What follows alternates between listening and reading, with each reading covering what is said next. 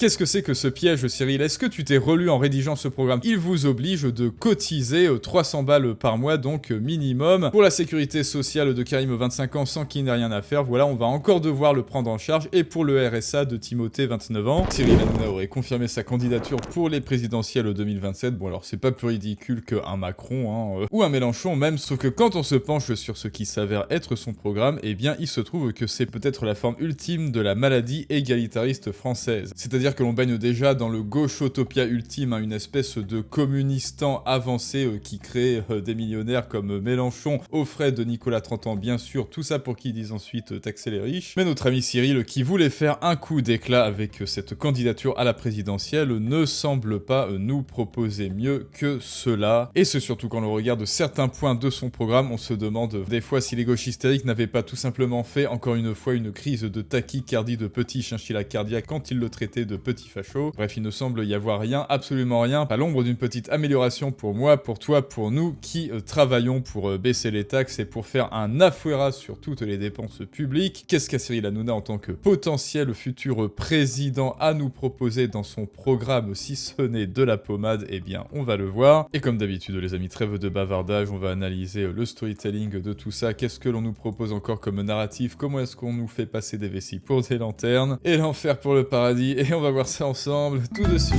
Et alors, avant de découvrir ce programme ensemble, il semble que le parti milléiste français ne soit pas, mais alors pas du tout convaincu, le parti de la tronçonneuse à la française, par ce programme. S'il est confirmé, le programme d'Hanouna serait la forme ultime de la maladie égalitariste française. On peut prévoir avec un tel programme 90% d'employés avec des salaires au SMIC, tout simplement. Donc en fait, rien ne changera, encore plus fort que l'URSS. Triste de voir à nouveau un Français qui a réussi vouloir empêcher les autres de faire de même, puisque la France, c'est une classe de caste où le seul espoir possible pour s'élever en entreprise, c'est le copinage, c'est la politique. Mais allez, ne jetons pas des cailloux tout de suite à notre ami Cyril. Peut-être qu'il y a quelque chose à prendre de son programme, ne jugeons pas trop vite. Tout d'abord, il y aurait une réforme politique. Une réforme politique où il voudrait virer 30% des députés, ce qui ferait 380 élus. Et là déjà, rien qu'en lisant ça, moi je classe Cyril dans le parti centre mou. Pourquoi? Parce que ça n'est pas 30% de députés qu'il faut virer, c'est beaucoup plus. Alors déjà, virer les députés, ça c'est la base, c'est un standard pour tout politique raisonnable. Un politique qui tente de vous faire croire le contraire, non, il n'y a absolument aucun problème avec le nombre de députés, de sénateurs, il y a 577 députés, payés avec vos impôts bien sûr, merci Nicolas, et qui peuvent s'augmenter dès qu'ils veulent. Non, il n'y a pas de problème. Si, il y a un problème, et c'est la base de la base pour toute politique sérieuse. Sauf que virer 30% des députés, pour moi, c'est du centre mou. Là, pour l'instant, pour moi, Cyril Hanouna est un centriste. Car vous vous rappelez, on fait les maths ensemble, si on voulait ne serait-ce que être au prorata du nombre de députés avec les États-Unis, eh bien, il ne devrait plus rester que 68 députés. C'est-à-dire, affluera 85% des députés. Et oui, 85% des députés sont en trop. Si on veut être ne serait-ce que à l'équilibre avec les États-Unis. Ensuite, les sénateurs affluera, ça sert à rien. On l'avait vu tous ensemble, le Sénat ne sert à rien, c'est un EHPAD de luxe. Ensuite, moins d'indemnités pour les parlementaires, ça oui, bien sûr. Ça, c'est la base, c'est même pas du libéralisme, c'est du centre-droit. Ensuite, retour des députés maires, constitution malléable, référendum, constituant abrogatoire, révocatif, législatif. Alors, ça c'est peut-être plutôt intéressant ce qu'il propose Cyril. Qu'est-ce qu'il nous propose ici? Eh bien, que le peuple, que la démocratie prenne la parole et vote en fait pour des actions, pour voter des lois, plutôt que ce soit les parlementaires, parce que oui, les parlementaires, bon déjà, ils sont beaucoup trop, évidemment, ils ne représentent pas le peuple, ils ne le représentent que de manière surfacique, superficielle, ils ne vivent même pas dans les mêmes quartiers que vous, ces députés, ils ont beaucoup plus d'avantages que vous n'aurez jamais, même ceux qui achètent de la drogue dans le RERB, et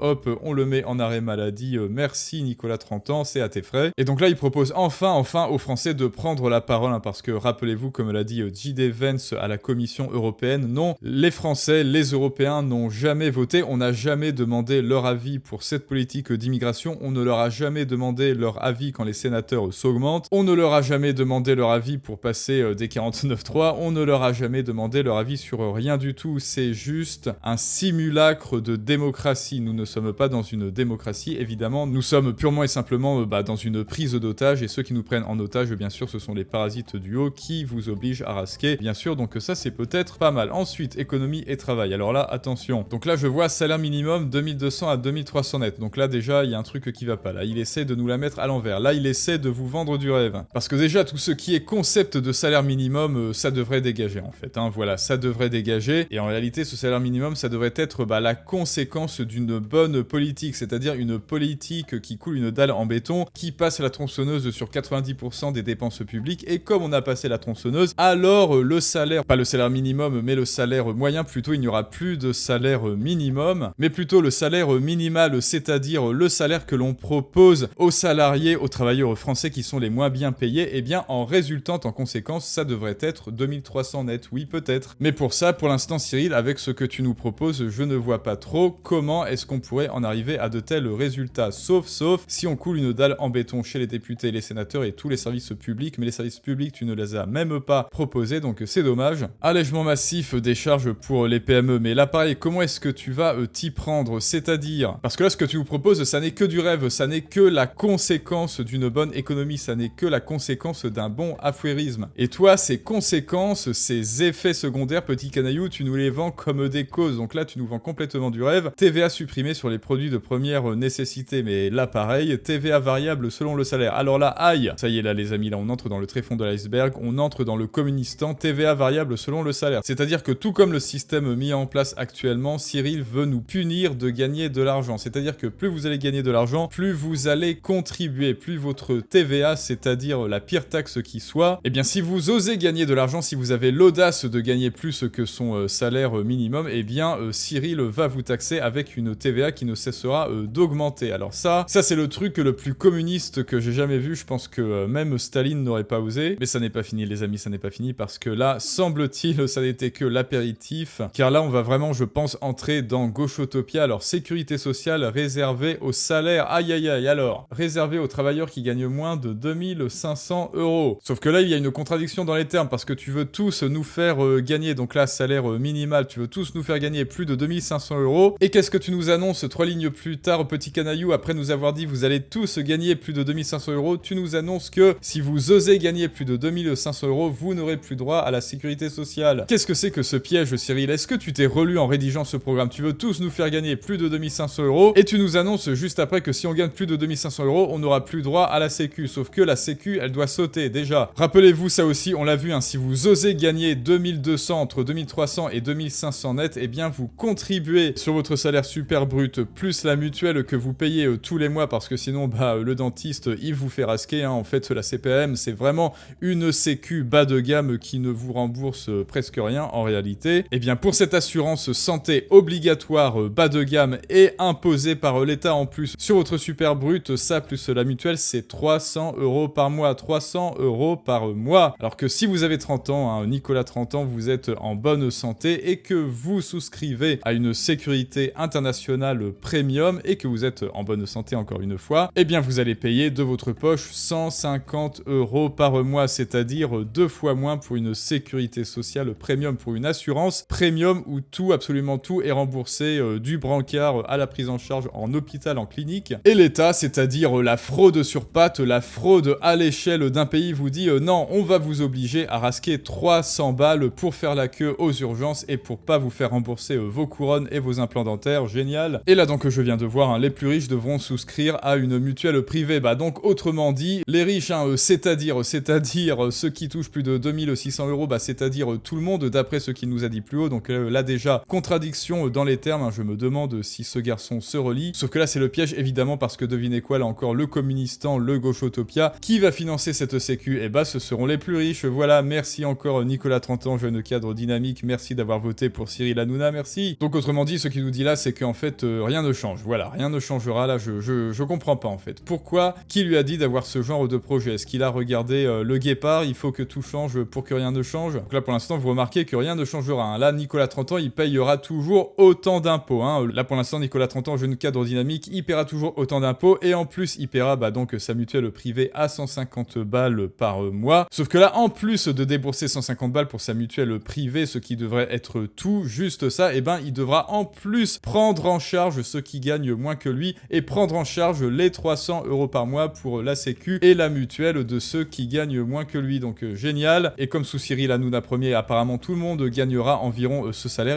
tout le monde verra ses impôts augmenter de 150 €. Donc génial Cyril, là pour l'instant ce que tu nous dis, c'est je vais augmenter vos charges de 150 € par mois, donc génial. Lutte renforcée contre la fraude, carte vitale. Non, il ne devrait plus y avoir de carte vitale. La carte vitale, c'est le totem de Gauchotopia. La CMU et l'AME, pareil. Objectif, récupérer 40 milliards. Mais ça, pareil, c'est de la conséquence. Moi, je vous promets, si on empêche Gérard Larcher de bouffer son petit déjeuner et d'écraser sa chaise, et qu'on le met au SMIC, et qu'en fait, on affaire le Sénat, et qu'on affaire les agences, qu'on affaire les doublons, qu'on affaire tout ça, tout l'inutile, eh bien, les gens ne voudront plus frauder les impôts. Pourquoi? Parce que les impôts seront baissés à 13%. Et pourquoi ils seront baissés à 13%? Parce que l'État arrêtera d'être un obèse morbide qui est nourri par les gélodiètes de nos taxes et il ne nécessitera plus, en cela qu'il aura été réduit à ses fonctions essentielles, c'est-à-dire le militaire, le judiciaire et peut-être 2-3 trucs qui traînent, et ben il n'aura plus besoin pour subsister que de 13% grand max de nos impôts. Donc la fraude fiscale, là encore, c'est une conséquence, Cyril, que tu maquilles en cause, que tu maquilles en programme. Ça n'est pas un programme, c'est l'effet d'une politique libertarienne qui devrait être mise en place le plus tôt possible. Enfin voilà. Ensuite, réorganisation de l'État. Alors, fusion de tous les ministères hors Matignon et Bercy. Bah, c'est bien le problème. Parce que pour moi, affaire à Bercy, affaire à Matignon, c'est-à-dire le Premier ministre. Et en fait, on ne garde que 4 ministères.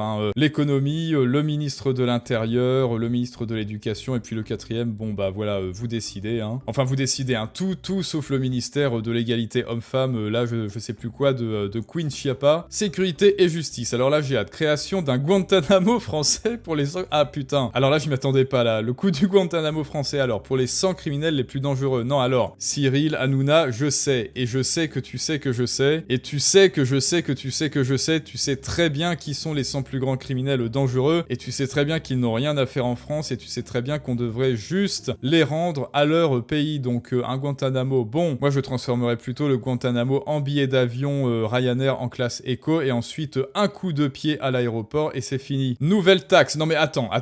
Cyril, là pour l'instant, là vous voyez, Cyril, là pour l'instant, Cyril nous propose que des nouvelles taxes. C'est-à-dire que vous qui travaillez et il vous a promis un salaire à 2500, 2600, et avec ce joli salaire à 2500, 2600 net qui est une pomme empoisonnée, il vous oblige de cotiser 300 balles par mois, donc minimum, pour la sécurité sociale de Karim 25 ans sans qu'il n'ait rien à faire. Voilà, on va encore devoir le prendre en charge, et pour le RSA de Timothée 29 ans, ce qui est évidemment une nouvelle taxe cachée, implicite, et là encore une nouvelle taxe. Une nouvelle taxe, encore une fois, punitive pour ceux qui créent de la valeur. Une nouvelle taxe si vous osez avoir investi dans un logement social. Ensuite, bon, Union Européenne, pas de Frexit, ce qui est dommageable. Moi, je suis de plus en plus pour. Je ne dis pas que je suis 100% pour, mais tout de même, il y aurait des bénéfices. Et immigration réduite à néant. Mais là, pareil, c'est mal connaître le problème. Le but, c'est pas de se mettre en autarcie comme le Japon il y a 300 ans, c'est ça. Non, en fait, nous, on a un problème dans notre immigration. On a un problème de qualité et de quantité d'immigration. Et la politique d'immigration que l'on devrait mettre dans un programme libertarien digne de ce nom, c'est une immigration aristocratique. C'est-à-dire, on ne prend que les meilleurs et ils sont triés sur le volet. Tu viens pour investir en France, tu viens pour apporter ton savoir, tu viens pour apporter ta valeur. Tu t'appelles Léonard de Vinci,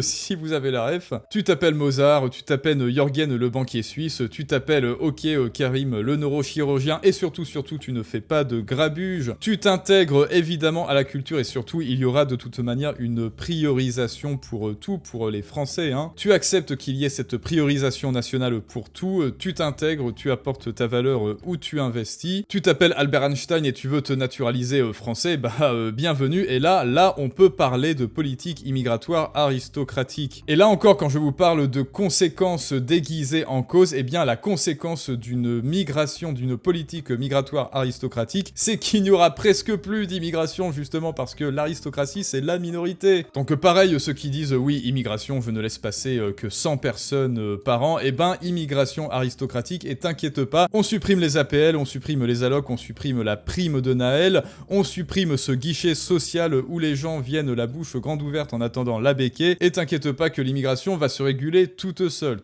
t'inquiète. Donc écoutez les amis, là pour l'instant, moi de ce que je vois, c'est que tout ce pavé, pourquoi? Pour nous rajouter des taxes supplémentaires, pour nous faire passer des vessies pour des lanternes, pour nous faire passer Gauchotopia pour le paradis, pour que tu rasques toi Nicolas 30 ans toujours plus, et pour ta sécu sociale à toi, et pour celle de Karim 25 ans, donc double peine, plus des taxes supplémentaires. Donc maintenant je comprends le parti milléiste français, où il dit encore une fois, le fruit de notre travail doit avant tout nous bénéficier à nous-mêmes et à notre famille. Doit avant tout nous bénéficier à nous-mêmes et à notre famille. Et pas une seule fois je ne vois dans les lignes de ce programme une réforme quelconque qui va permettre à Nicolas 30 ans et à tous les travailleurs, à ceux qui apportent de la valeur, d'enfin jouir du fruit de leur travail pleinement et totalement. Donc bah écoutez les amis, hein, comme d'habitude, dites-moi ce que vous pensez de son programme en commentaire, et pour ceux qui ne sont pas encore au courant, eh bien jusqu'au 5 mai minuit, à l'occasion de la sortie de la masterclass Les Clés de la Persuasion, vous pouvez avoir pouvoir persuasif avec 150 € offerts dessus, plus le programme, plus la formation devient captivant en bonus totalement cadeau intégré à ça, donc